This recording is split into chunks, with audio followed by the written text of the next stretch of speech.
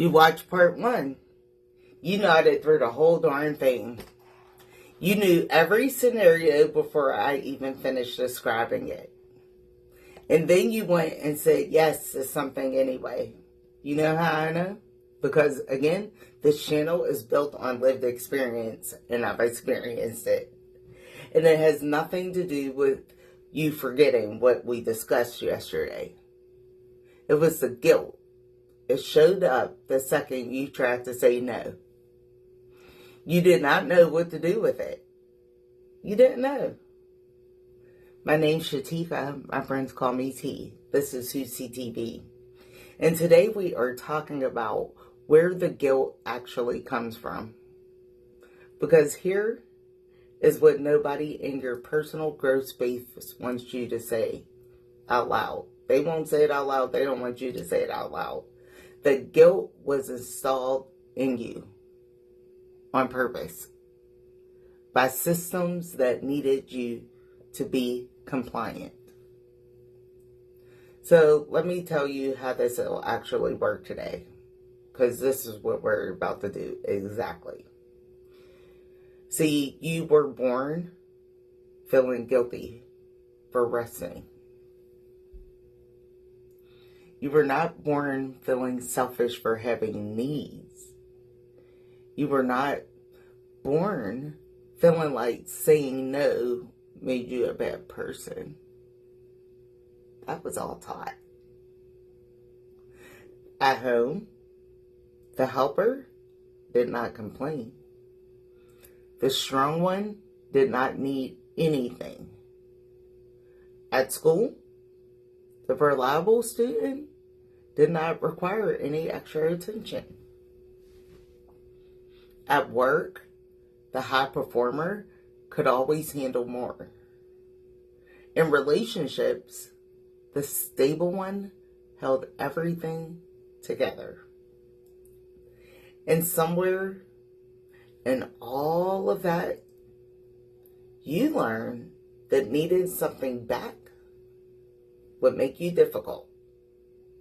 So you stopped needing things back. You got very, very good at giving without requiring a return. Now when you try to stop, when you try to say no, when you try to set a limit, when you try to protect your time, the guilt, it hits immediately. Not because you did something wrong, because you were trained to feel wrong when you stopped performing. And that guilt is not your conscious talking. That is your conditioning. True story. Let me tell you what guilt actually is in this whole context. Guilt is your brain flagging a behavior that conflicts with your identity. Your identity. The one built over the years of being the reliable one, the strong one, the one who handles it all as it falls on their lap. That identity states, good people show up. Good people do not say no. Good people do not put themselves first. So when you try to protect yourself, your brain reads it as a threat. Not a threat to anyone else.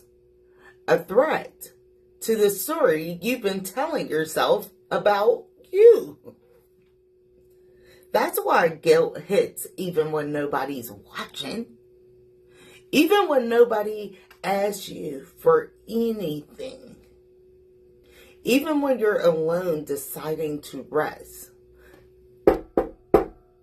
Guilt shows up because somewhere inside you, you still believe your value is tied to your usefulness. And we need to break that cycle today.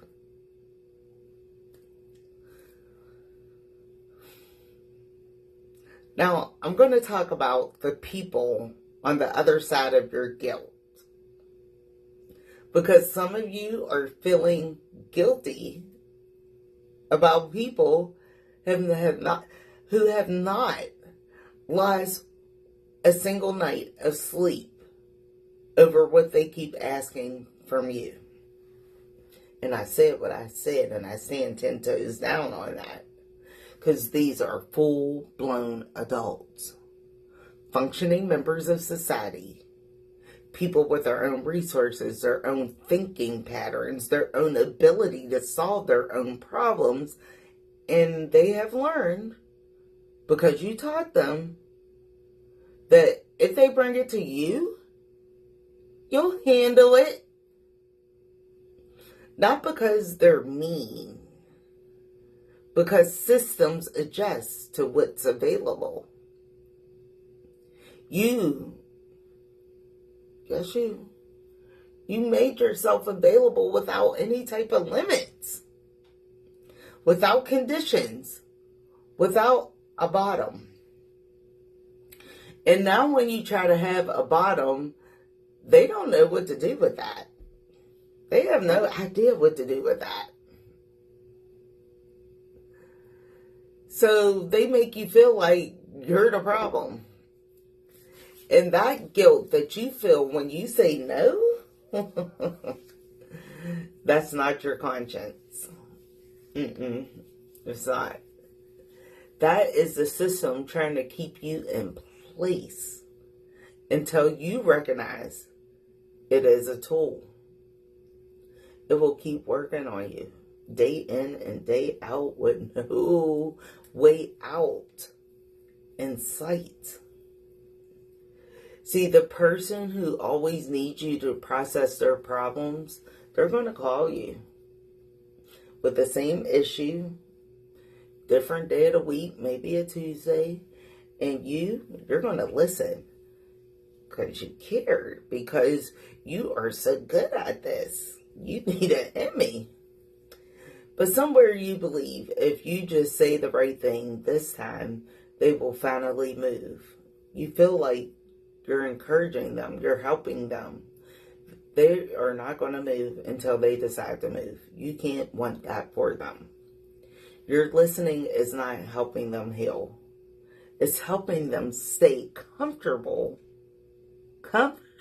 in the problem.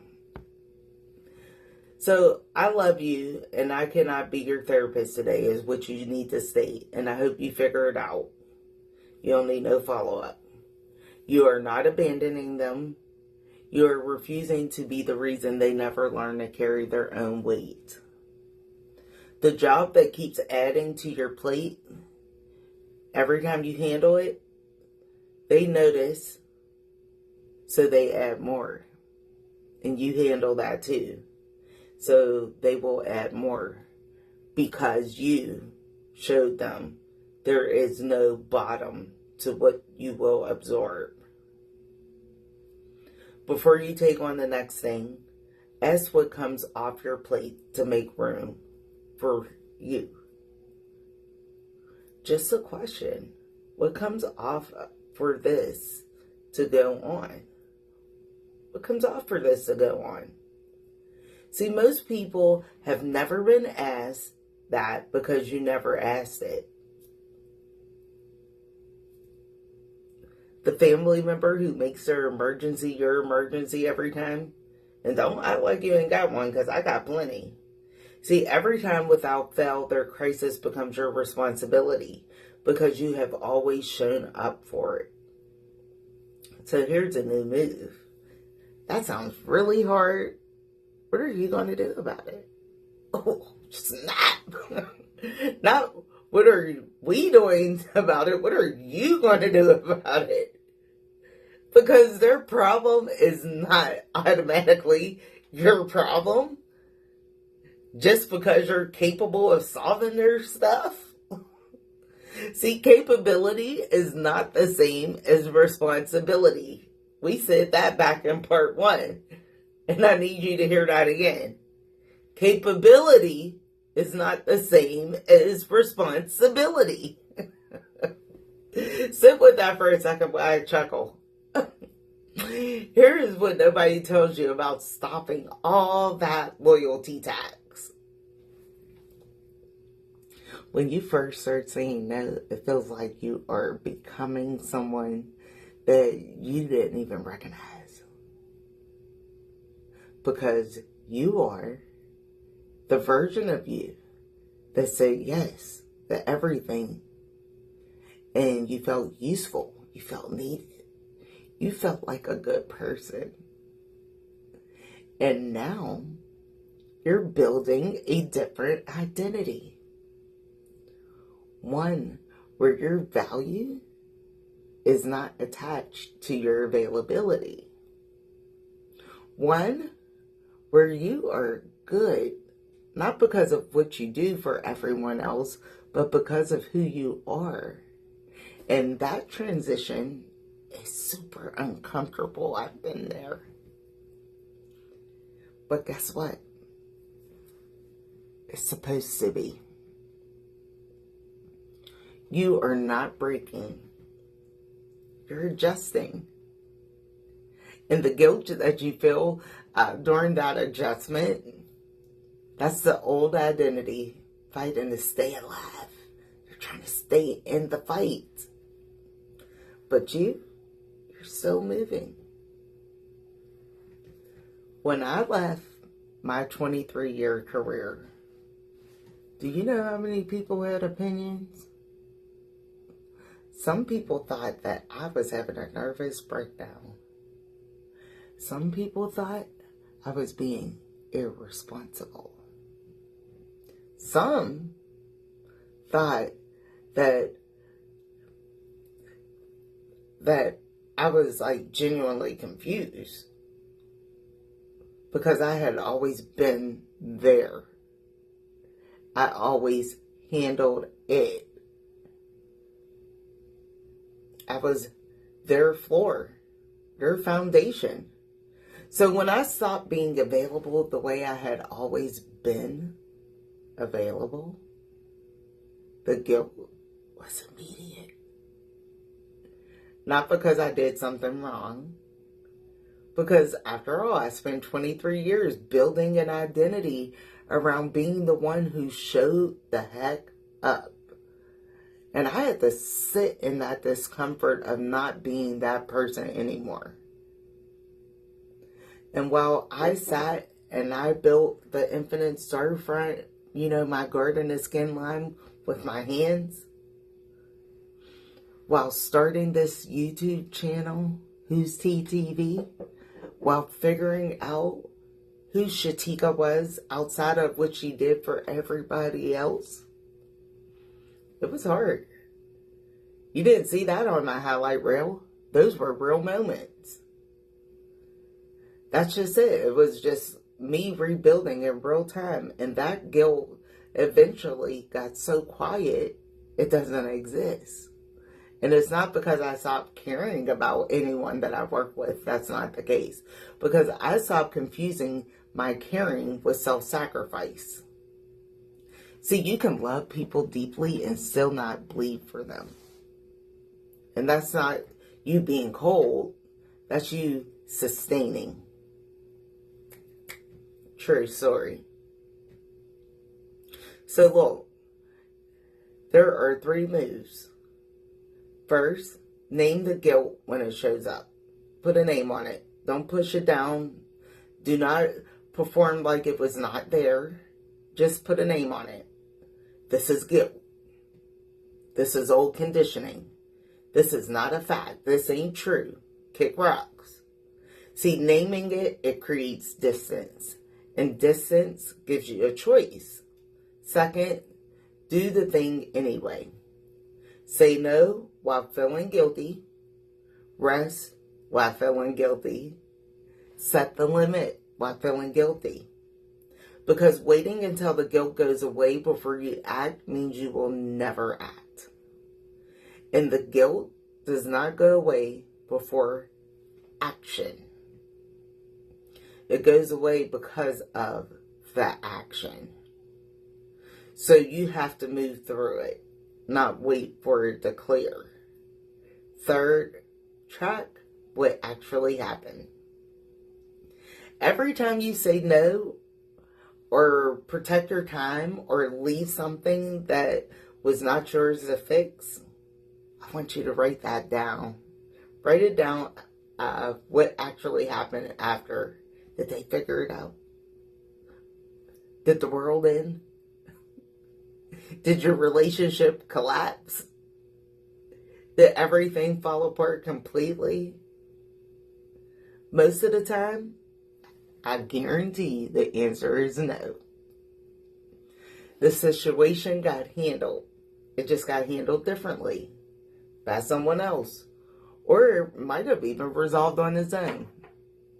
Your evidence is the antidote to the guilt story. Build that evidence. Let it replace the story. You're not selfish for protecting your energy. You are not cold for saying no.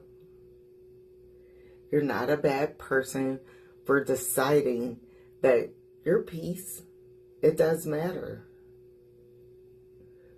You have been the most reliable person in every room that you walked into. It has cost you more than you can admit out loud. That is the loyalty tax. And quite frankly, per Myss T, you paid enough. So starting this week, one no, one pause, one moment where you ask, is this mine? Before you jump in. And that's how you change. It's not all at once. It's one decision at a time. My name is Shatica. You know my friends call me T. And this is Who's T TV. And if this hits you somewhere real, please be sure to share it, because someone in your circle is paying this tax right now and they don't even have a name for it yet. You may be the reason they find it today. Stay with me in the next one, because we got more to talk about. I'll see you there.